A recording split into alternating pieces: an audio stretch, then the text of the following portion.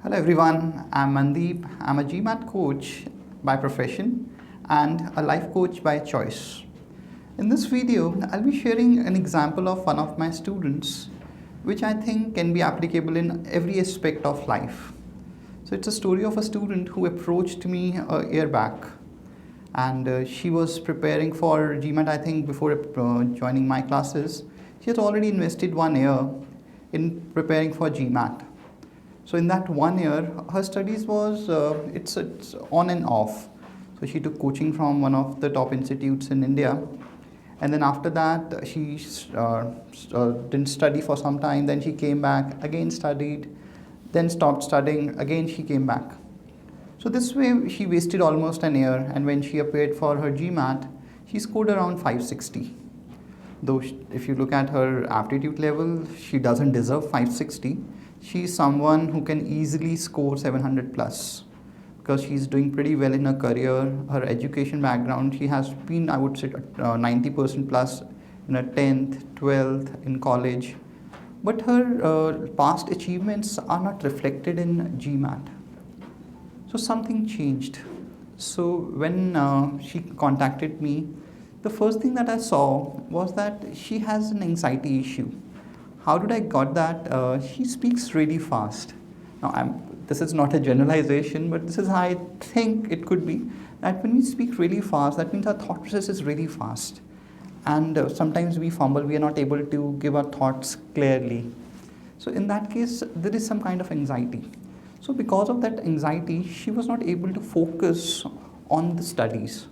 So whenever she used to sit and study, there was anxiety of what will happen in the future, how what kind of score she will get in GMAT. If she didn't get the right score, what will happen? She spent most of the time thinking about it. And when she gave the GMAT, she scored 560. So first thing what I did is, rather than starting teaching her, I thought let me just focus on her anxiety levels, because I also had those kind of anxiety. I'm not saying that I'm 100% out of it, but majority of the time I can stay only in the present in a relaxed mode. Still there are times in my life when I feel anxiety. So what I do normally to get over with anxiety is that, this is my interpretation, I can't say that it's true for everybody, it may be, because as humans we have similar things. This is how I capture or take control of anxiety. We get anxiety when we focus on, wherever we focus through that, we get some kind of feeling. And anxiety is a kind of feeling. So whenever I focus on something I don't have, from that I get a feeling of lack, and that lack creates anxiety. So the best way to get over with this is to change my focus. So there was some advice in between that I should get into meditation, but whenever I thought of doing meditation, I tried it, but it never really worked, because it was really difficult to stay calm, to keep my mind calm without thought, because that's the purpose, to be in a thoughtless state. So what I did is I tried to replace my thought of lack with thought of gratitude. So now I can say that I'm thankful for this life, I'm thankful for my parents, but this is all about what we are saying. It's not on the feeling level. Now to create a feeling, I thought that because our mind thinks in images, so if I can just recreate that same thing which for which I'm feeling gratitude. For example, I say thank you for my parents. So I don't, rather than saying it, I thought of those incidences where I really I was happy with them. So one of the incidences that I really remember is we went out for dinner, and we all were talking, and we are having normal conversation, and where everybody is laughing. So that memory stays with me. So I captured that. So every morning what I do, I have such 4-5 memories wherever I was happy. So if it's related to my parents, I capture a memory related to my parents where I was happy with them, that particular incidents. Then with my sister, so with my sister there are some moments which I really enjoyed with her, and then there are certain moments with my friends. So I just have those 4-5 memories, and every day morning when I wake up, before I get fresh or do, I just stay on my bed and just I recall all those memories. So I create the images of those incidences. I don't say it to myself. I just try to get into that the particular time, what he said, what she said, how did I reacted. So the moment I get into it, automatically I get a smile on my face. I don't have to create a smile. That means if I can create that memory will create a smile. And the moment I get a smile, I come back to the relaxed state. So what I'm doing is I'm starting my day with such thoughts that can create a kind of smile on my face. And the moment we have smile, we cannot have anxiety, because our outer reflection is what we have inside. So if inside I'm relaxed, only then I can have a natural smile. So this is what I recommend to that girl. So I told her that just take a note of around maybe 5 to 6 such moments that she really enjoyed in her life.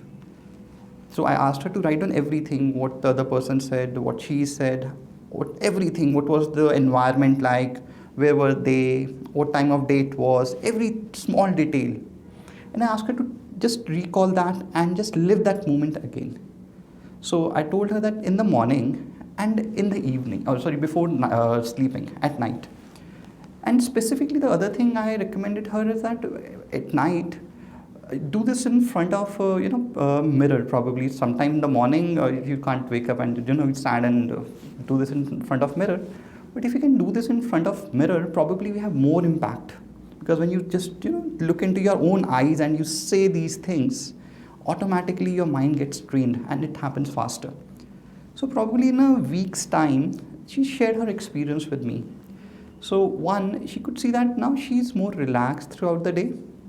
Earlier in the morning, her energy was fine, but by the end of the day, her energies were drained out. So with the drained energy, probably she gets irritated. Now she can see that now the energy level is not that low. So she's feeling, at good energies in the evening also. Secondly, now she told me that she's not able to talk to her parents, easily. Though she talks, but not in the relaxed mode. Now she can talk to them without any getting irritated. That has changed. Secondly, now she can control her focus, control her concentration. So whenever she sits for studying, her mind doesn't goes into the state of lack. Now she can control it and tell that now this is important and I have to focus here. So now, because when she can control that focus, automatically she goes into concentration. And if you concentrate on something, I doubt any human can break anything. Means you can simplify anything. It's just that we not able to focus on things. So this way, when she's studying in the evening, she has good energy, she's able to control her mind. And that too in a cheerful way. So if you see in your life and if you're struggling somewhere, it could be anywhere, in your relations, in your career, anywhere, probably you're not focusing on the probably what you have. What you're doing is you're focusing on the lack. So rather than fighting against it, what you can do is just note down some moments which you really enjoyed. It could be with your family, could be with your friends, or maybe individually when you are alone.